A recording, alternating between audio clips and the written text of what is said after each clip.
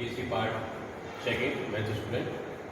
Last time हमने non aqueous solvent में उनकी डेफिनेशन, क्लासिफिकेशन और जनरल प्रॉपर्टीज के बारे में पढ़ा, लेकिन अब जो अपने सिलेबस के अकॉर्डिंग है अमोनिया, सल्फर डाइऑक्साइड और water, comparative study of water के साथ में है। लेकिन इससे पहले आपने जनरल फिजिकल प्रॉपर्टीज और जनरल केमिकल प्रॉपर्टीज के बारे में पढ़ेंगे। भाई सभी एक्वस या नॉन एक्वस सॉल्वेंट है वो इनके निम्न भौतिक गुण और निम्न रासायनिक गुण होते हैं जो कॉमन होते हैं। मेल्टिंग पॉइंट और बॉइलिंग पॉइंट ये किसी भी द्रव यानी एक्वस सॉल्वेंट और नॉन एक्वस सॉल्वेंट का द्रव ताप क्षेत्र कहलाता है, जिसके दौरान सॉल्वेंट है वो द्रव अवस्था में रहते हैं। जैसे फॉर एग्जांपल्स H2O है वो 0 डिग्री सेंटीग्रेड से 100 डिग्री सेंटीग्रेड के मध्य है वो द्रव अवस्था में रहता है, तो जिसके बीच में ये रासायनिक अभिक्रियाएं होती हैं। इसी प्रकार से अमोनिया द्रव है, उसमें क्या -77.8 से लेकर के 23.5 डिग्री सेंटीग्रेड तक ये द्रव अवस्था में रहता है, इसलिए अभिक्रियाएं हैं वो इसी द्रव ताप क्षेत्र के मध्य होती है। इसलिए मेल्टिंग पॉइंट और बॉइलिंग पॉइंट है वो किसी भी सॉल्वेंट के द्रव ताप क्षेत्र को परिभाषित करता है। दूसरा पॉइंट है डाइपोल मोमेंट, यानी mu equal to Q into d, दो आवेशों के बीच की दूरी के गुणनफल को अपने डाइपोल मोमेंट कहते हैं। तो सभी सॉल्वेंट के अंदर मॉलिक्यूल है वो आवेशित होते हैं, यानी आयनकारी विलायक है, तो आयनकारी विलायकों में पॉजिटिव और नेगेटिव आयन बनते हैं, जिनके बीच की दूरी को अपने उसको डाइपोल मोमेंट के द्वारा परिभाषित करते हैं। तो H2O का जो डाइपोल मोमेंट है वो 1.84 डिबाई है, अमोनिया का है वो 1.46 डिबाई है, SO2 का 1.61 डिबाई है। इस कारण से जब H2O का जो डाइपोल मोमेंट है वो अधिकतम होने के कारण से वो रासायनिक अभिक्रियाओं के लिए सुटेबल डाइपोल मोमेंट को दर्शाता है। डाइइलेक्ट्रिक कांस्टेंट यानी F equal to E1 E2 बटा D R², D है वो डाइइलेक्ट्रिक कांस्टेंट को दर्शाता है। तो डाइइलेक्ट्रिक कांस्टेंट का मान भी H2O का 80.0 और अमोनिया का -5.0 होता है। तो जो 80 पॉइंट है वो एक सामान्य ताप 25 डिग्री सेंटीग्रेड पर 80 होता है, इसलिए डाइइलेक्ट्रिक कांस्टेंट के हिसाब से भी H2 है वो एक उपयुक्त विलायक होता है रासायनिक अभिक्रियाओं के लिए। चौथा पॉइंट है इलेक्ट्रिक कंडक्टेंस, यानी सभी विलायक के अंदर मॉलिक्यूल है वो आपस में आयनित होकर के पॉजिटिव और धनायन बनाते हैं, और पॉजिटिव और धनायन बनाने के कारण ये एक चालकता गुण दर्शाते हैं। तो H2O प्लस H2O दूसरे मॉलिक्यूल के साथ में आपस में क्रिया करके यह हाइड्रोनियम आयन यानी पॉजिटिव H3O पॉजिटिव आयन और OH नेगेटिव आयन बनाते हैं। ठीक उसी प्रकार NH3 प्लस NH3 ये भी आयनित होकर इसके मॉलिक्यूल अमोनियम आयन और एमाइन आयन देते हैं। SO2 में भी SO2 के मॉलिक्यूल आपस में आयनित होकर के SO+2 यानी थायोनिक और सल्फाइड आयन दर्शाते हैं, और जिसमें इलेक्ट्रिक कंडक्टेंस का मान H2O में 10 की पावर -14, अमोनिया में 10 की पावर -33 और SO2 में 10 की पावर -13 होता है। इस प्रकार से इनके इलेक्ट्रिक कंडक्टेंस गुण भी इन विलायकों में पाया जाता है। विस्कोसिटी यानी जितना द्रव पतला या गाढ़ा होता है तो उसमें रासायनिक अभिक्रिया को वो प्रभावित करता है।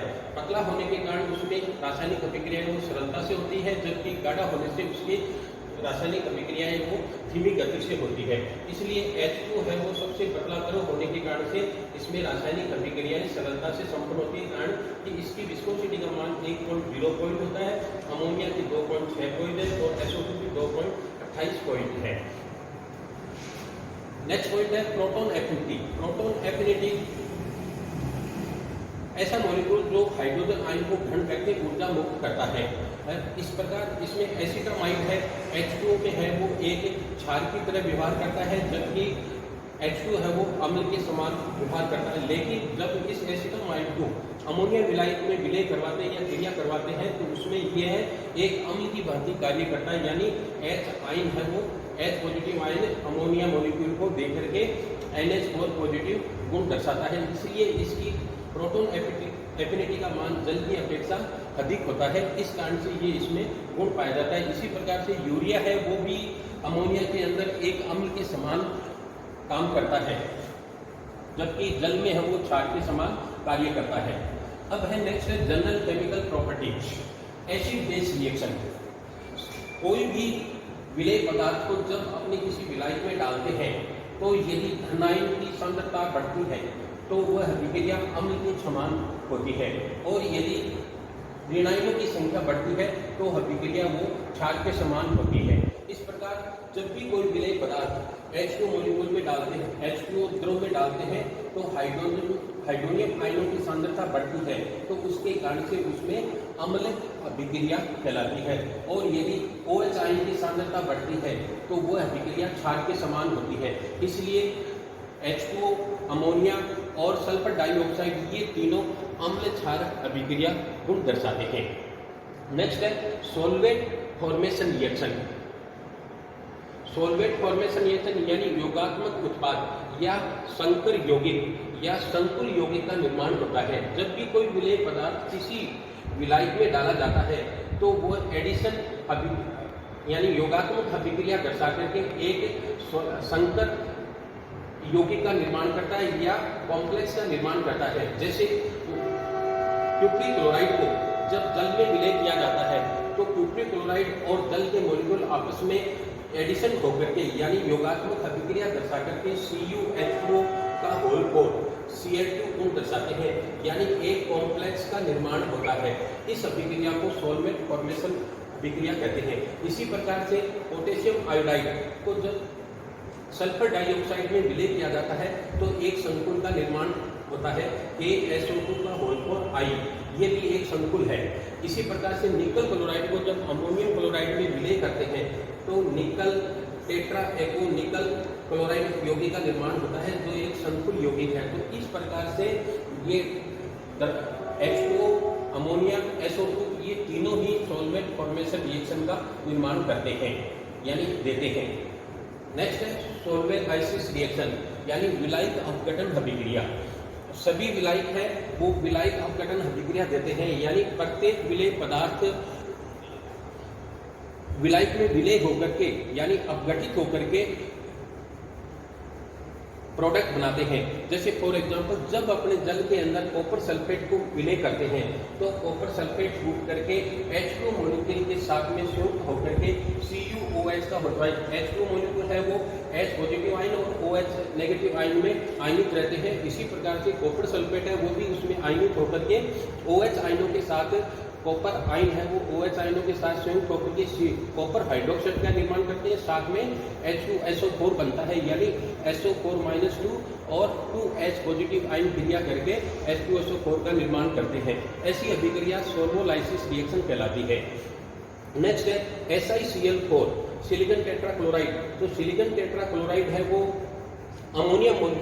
अमोनिया विलायक में विलय होकर के अमोनियम आयन के साथ या एमीन आयन के साथ में क्रिया करके SiNH2 plus 4NH4OH4 plus 4Cl यानी SiNH2 का होल कोर प्लस अमोनियम क्लोराइड यौगिक बनाता है। तो यहाँ पर भी ये अमोनिया मॉलिक्यूल के जो आयन है वो SiCl4 को आयनों में तोड़ करके उसके साथ क्रिया करके सोल्वोलाइसिस रिएक्शन दर्शाते हैं।